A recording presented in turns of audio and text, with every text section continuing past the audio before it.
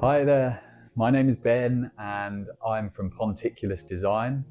and I'm going to be doing a short video series here on YouTube teaching you how to paint realistic wooden effects on your plastic model parts with a specific focus on the Mathematical Bridge DIY model kit, which I manufactured and designed about 10 years ago. I've actually been planning this series for some time but never got round to it because frankly life gets in the way.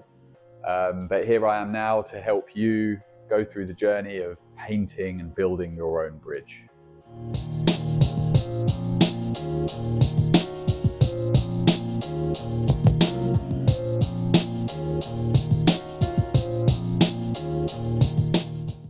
I'm not very experienced with model painting and realistic wood and that kind of thing, and that's partially why I put this project off for some time. But now that I've actually done it, firstly I can say that it was really fun,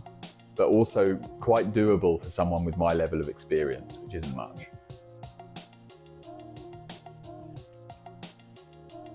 So follow me on this journey where I paint my first realistic wood and mathematical bridge kit, and make sure that you subscribe,